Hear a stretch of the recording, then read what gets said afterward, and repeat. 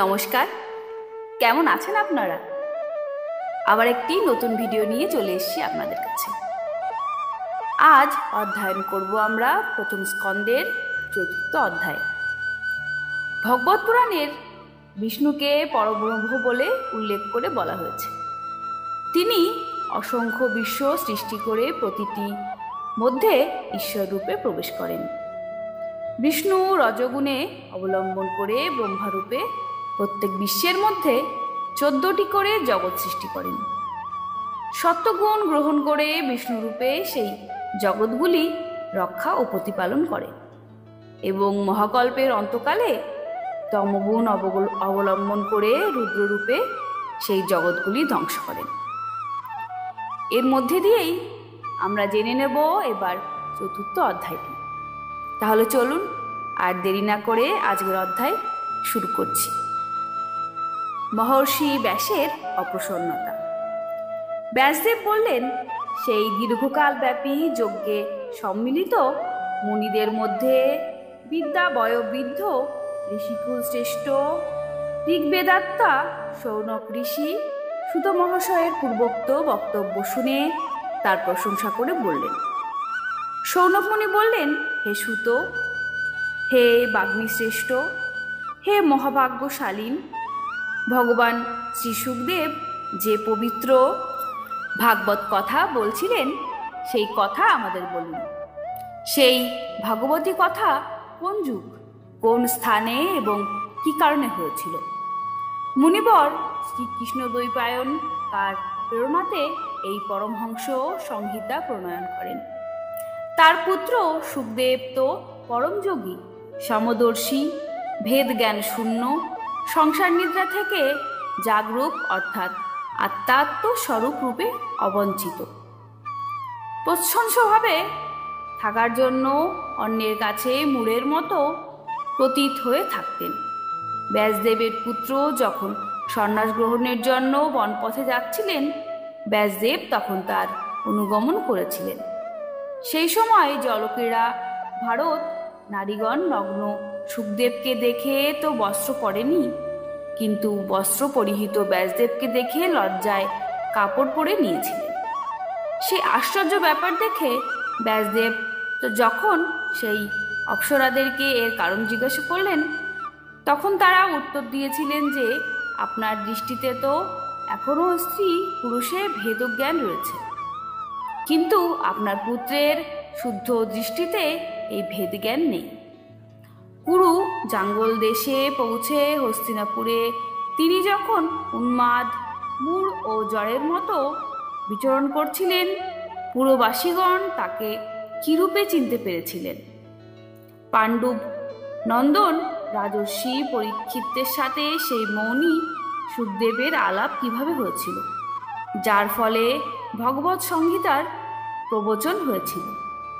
মহাভাগ শুকদেব তো গৃহস্থের বাড়ি তীর্থস্বরূপ করার জন্য গোদাহন কাল সময় মাত্র সেখানেই দাঁড়াতেন।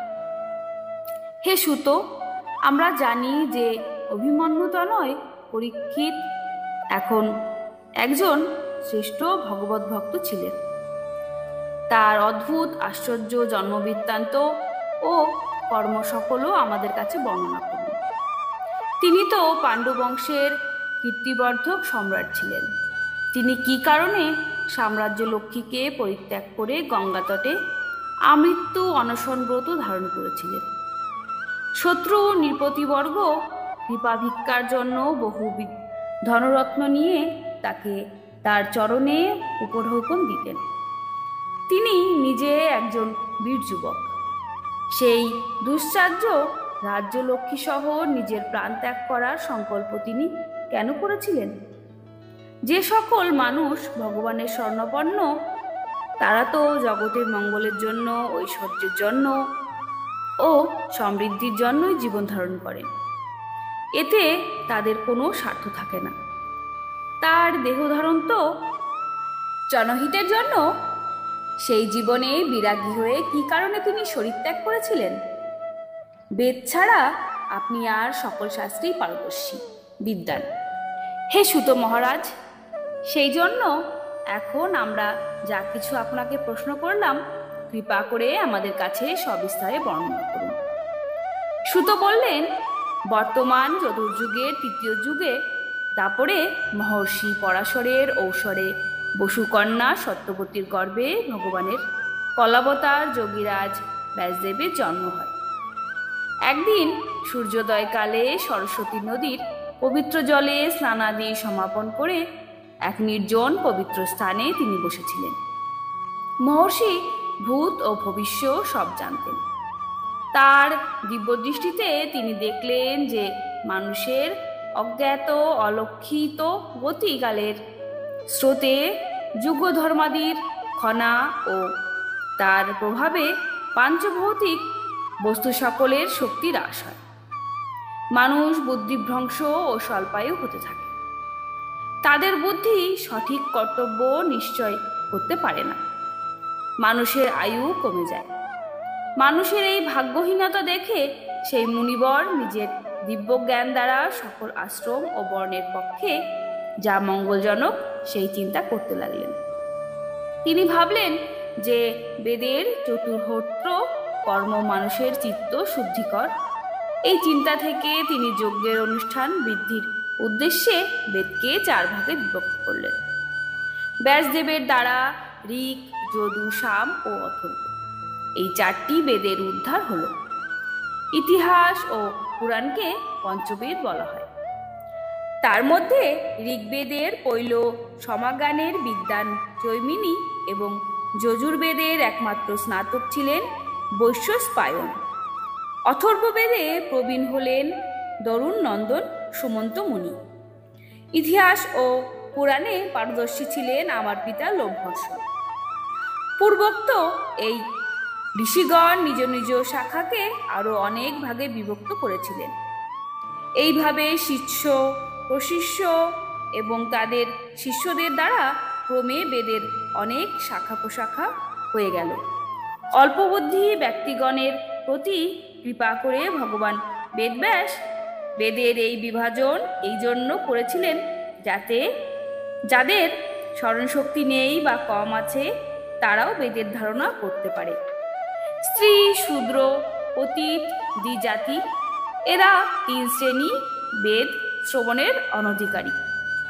এই জন্য তারা কল্যাণকারী শাস্ত্রীয় কর্মানুষ্ঠানে ত্রুটি প্রমাদ করে বসে। এই সব শ্রেণীর মানুষদেরও যাতে মঙ্গল হয় সেই চিন্তা করে মহামুনি বেশব্যাস অত্যন্ত কৃপা করে মহাভারত ইতিহাস প্রণয়ন করেছিলেন। হে শৌনকাদি মুনিবৃন্দ, ব্যাসদেব যদিও এইভাবে পূর্ণ শক্তিতে সদা সর্বদা জীবের কল্যাণে লিপ্ত ছিলেন, তবুও তার মনে শান্তি ছিল না। তার মন বড়ই অপ্রসন্ন হয়ে পড়েছিল।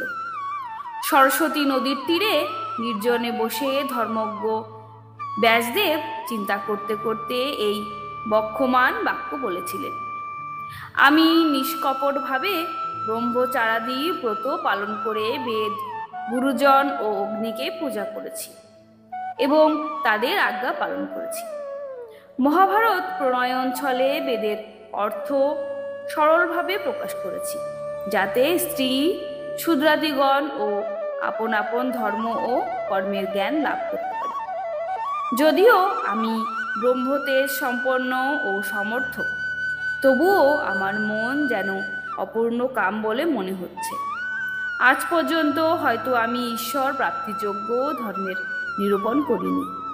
এই ধর্মেই পরমহংসদেব প্রিয় এবং এই ধর্মেই ভগবানেরও প্রিয়। শ্রীকৃষ্ণ দ্বৈপায়ন ব্যাস এইভাবে নিজের অপূর্ণতা বিবেচন করে যখন দুঃখিত হয়ে রয়েছিলেন, সেই সময়েই পূর্বোক্ত আশ্রমে নারদেশে উপস্থিত হলেন। তাকে আসতে দেখে ব্যাসদেব তৎক্ষণাৎ উঠে দাঁড়ালেন। তিনি দেববন্দিত দেবর্ষি নারদকে যথাবিধি পূজা করলেন। আজ তবে এ পর্যন্তই। আজকের অধ্যায় এখানেই সমাপ্ত হচ্ছে। আমার ভিডিওগুলি আপনাদের কেমন লাগছে আমাকে অবশ্যই কমেন্টে জানাবেন এবং ভালো লাগলে লাইক, কমেন্ট এবং সাবস্ক্রাইব করবেন। নমস্কার।